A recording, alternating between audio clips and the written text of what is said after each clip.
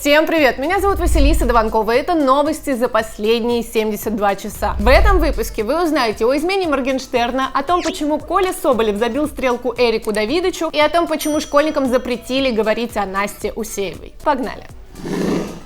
Но перед тем, как мы с вами поговорим о новостях из блогерской сферы, мне бы очень хотелось рассказать о трагедии в Казани. Вчера в казанской школе бывший ученик этой же школы устроил в ней взрыв и открыл огонь по детям. На данный момент погибло 13 человек, и 9 из них дети. Нападавшим оказался 19-летний Ильназ Галявиев, который раньше учился в этой школе, а 4 года назад ушел в колледж. Но самое примечательное и печальное, что он готовил это покушение и даже написал о нем в своем телеграм-канале. Цитата: «Я убью огромное количество биомусора и застрелюсь сам». Но при этом никто из его подписчиков не пытался его остановить и даже не оповестил полицию. Конечно, это далеко не первая и, к моему большому сожалению, наверняка не последняя стрельба в школах. И самое ужасное после подобных происшествий, что начинаешь осознавать, что мы абсолютно не знаем, что в головах у наших друзей, одноклассников, однокурсников и вообще просто других людей. Плюс стало известно, что юноша отправился убивать, потому что у него не сложились отношения с одноклассниками. И тут становится понятно, что проблема буллинга в школах у нас никуда не делась. Я знаю, что меня смотрит большое количество детей, и я бы очень хотела сказать, что если вдруг вы замечаете, что кого-то из вашего класса или в принципе из вашей школы не любят, издеваются над ним и тому подобное, попробуйте поддержать этого человека. Я прекрасно знаю, что это не всегда возможно и зачастую оказывается очень сложно, но если не попробовать, потом может произойти вот нечто подобное. Конечно, этими словами я ни в коем случае не оправдываю стрелявшего ученика, просто говорю, что, относясь терпимее друг к другу, мы могли бы избежать подобных трагедий. Ну и, естественно, я выражаю глубочайшие соболезнования семьям погибших.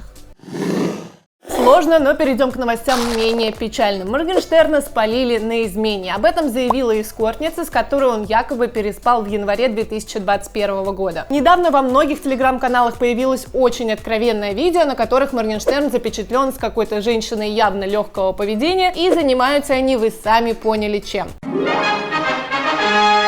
Видео этого эскортницы выкупили за огромные деньги и распространяют теперь везде, где только можно. Напомню, это не первый раз, когда Алишер изменяет Диларе. В первый раз они расстались именно из-за этого, но потом Дилара его простила, и они сошлись обратно. Однако я все-таки хочу пару слов сказать в защиту Алишера, потому что мы не знаем, когда конкретно было снято это видео. Верить словам эскортницы, конечно, можно, но вопрос, нужно ли.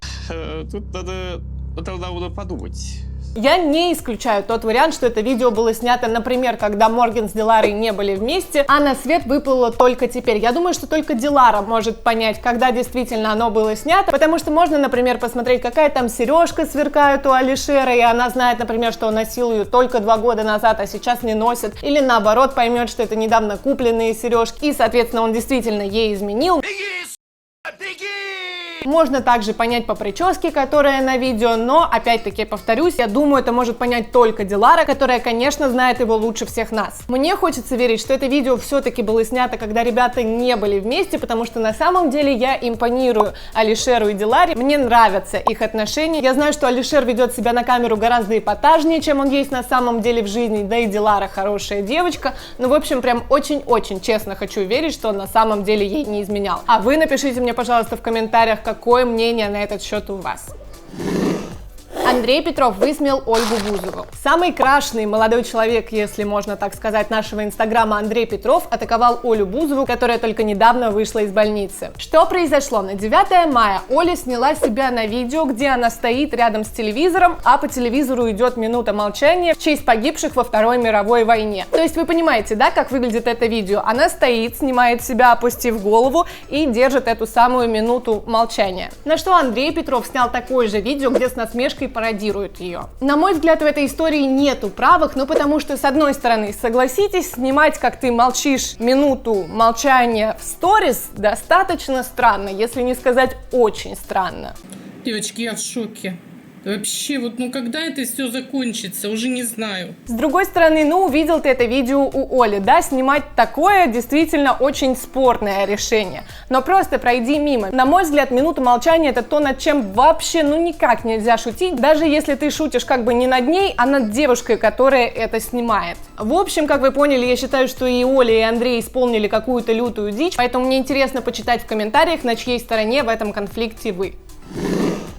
В Китае треснул пол на стеклянном мосту. Вы видели когда-нибудь эти длиннющие стеклянные китайские мосты, которые проходят прямо над пропастью? Скажите мне, пожалуйста, что не только у меня от одного взгляда на них тряслись вообще просто все возможные поджилки. Но все уверяли, что они безопасные. Так вот, очень не зря мы с вами их боялись, потому что недавно во время урагана все эти стекла нахрен пошибало, и мужчину, который в это время находился на мосту, спасло только то, что он сумел зацепиться за перила. И он провисел так, внимание, полчаса, пока его не спасли. То есть вы понимаете, да, какая у человека должна была быть физическая подготовка. Хотя, конечно, когда ты находишься в такой ситуации, тебе в кровь сразу же поступает доза адреналина, и работает правило «хочешь жить, не так раскорячишься». Однако после этой истории я точно на подобные мосты не ногой.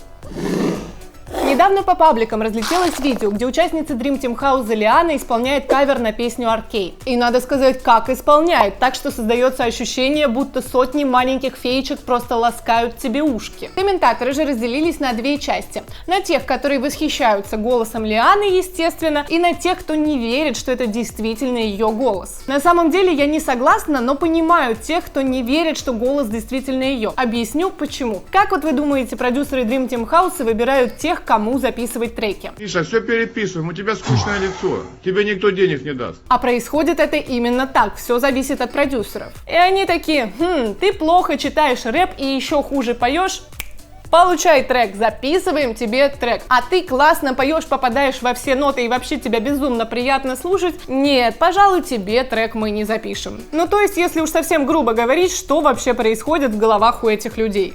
Никогда не гадали, глядя на человека, что там у него в голове?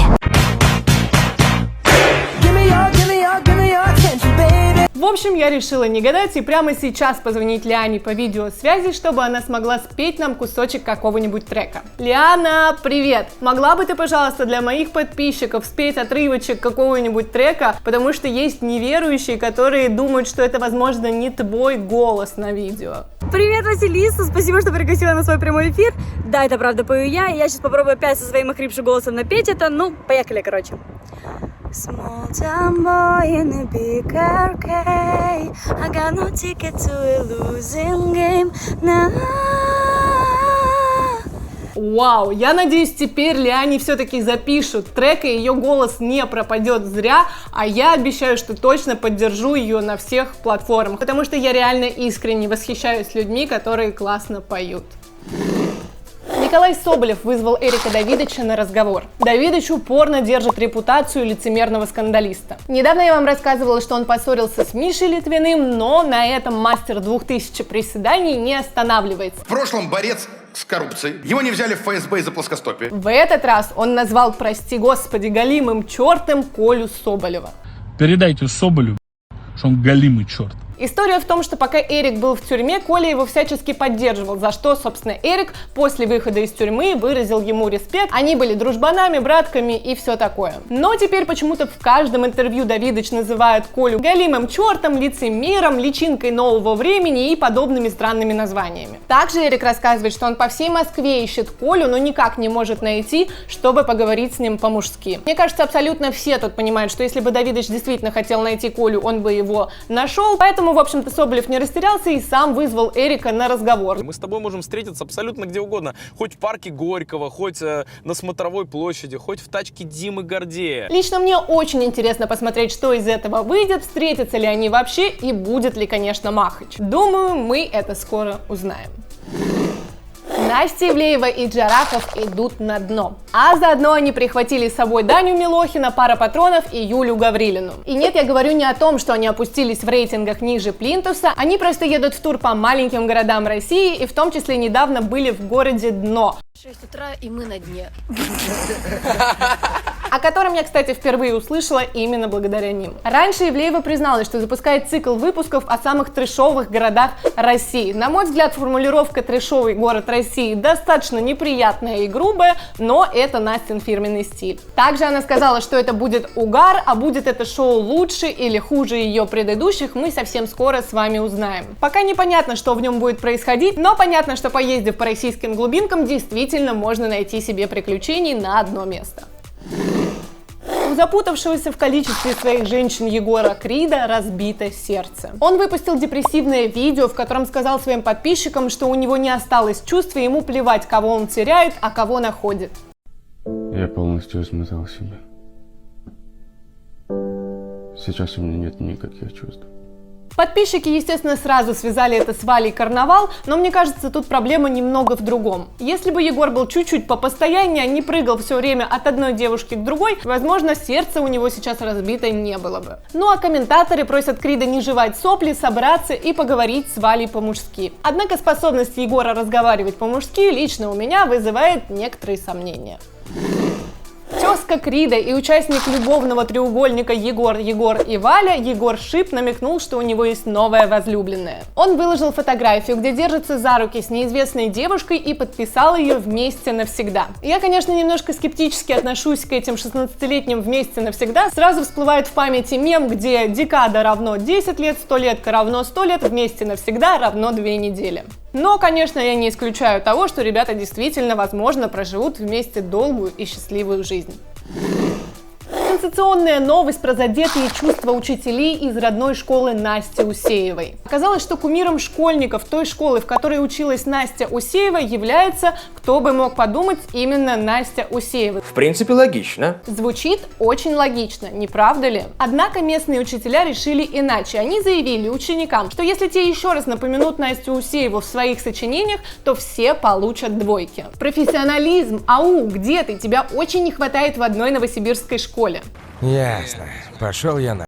Представляете, насколько должно гореть у взрослых учителей, что какая-то молодая, симпатичная 20-летняя девочка уже добилась в жизни большего, чем они, что они даже решили запретить ее. Тут, конечно, не может быть двух мнений, я считаю, что это полнейший трэш, и подобным учителям абсолютно не место в образовательной системе. Ну и из веселого ждем мемчики, где Настю будут сравнивать с тем, кого нельзя называть Волан-де-Мортом. Перед ковидом все равны, и даже вампиры объединяются с людьми, чтобы противостоять вирусу. И это сейчас не шутка, это реальная новость, потому что в Румынии в замке графа Дракулы открыли пункты вакцинации. Обещают санитаров с накладными клыками и в соответствующих костюмах. С одной стороны, можно сказать, что это превращение вакцинации в клоунаду, но с другой стороны, мы и так живем в достаточно непростое время, и так все устали, им надоел этот вирус, постоянные маски, и такой необычный способ вакцинации действительно может привлечь людей поставить все-таки вакцину. Если бы у нас в России делали что-то подобное, я бы, наверное, сходила, потому что мне кажется, это действительно прикольный экспириенс. А вы напишите мне, пожалуйста, в комментариях, хотели ли бы вы вакцинироваться, если вы, конечно, вообще хотите вакцинироваться, в каком-то подобном прикольном месте. Лиза Анохина и Егор Крид принесли свои извинения. Помните, несколько выпусков назад я рассказывала о Юле Гаврилиной и о хейте, свалившемся в ее сторону из-за того, что в ТикТоке она станцевала ритуальный танец какого-то племени. Так вот, Анохина и Крид, как и все, собственно, мне кажется, кто снимает в ТикТок, тоже снимали этот тренд. И волна хейта, соответственно, затронула и их. Лиза Анохина сняла разговорное видео, где на достаточно хорошем, кстати, английском извинилась перед всеми, чьи чувства она задела. Ну и Егор, соответственно, сделал то же самое. Hi guys, I just wanna apologize because of this video, and I didn't know that it can hurt someone's feelings, and I'm very sorry, guys. Мы уже обсуждали эту ситуацию, и вы помните, что я считаю, что чьи чувства могли быть здесь задеты, что такого в этом танце. А если в нем действительно есть что-то такое, то почему ТикТок вообще выпускает этот звук и дает снимать на него? Но тут такая ситуация, что проще извиниться, чем кому-то что-то доказывать. Мне кажется, ребята извинились именно по этой причине. Илон Маск признался, что страдает синдромом Аспергера. В отличие от Ольги Бузовой, которая активно снимает сторис из больницы, рассказывает о том, что у нее была операция и активно принимает пожелания о выздоровлении, Илон Маск оказался не таким открытым. Только недавно он признался в шоу Saturday Night Live, что уже давно страдает синдромом Аспергера. Это такое расстройство аутического спектра, которое характеризуется проблемами с социализацией и стереотипным поведением. Здесь можно только выразить уважение к Илону за то, что он никогда на этом не хайповал и вообще является общепризнанным гением, который двигает наш мир в будущее. Ну а на этом у меня на сегодня все. Мы с вами увидимся снова через 72 часа. Пока!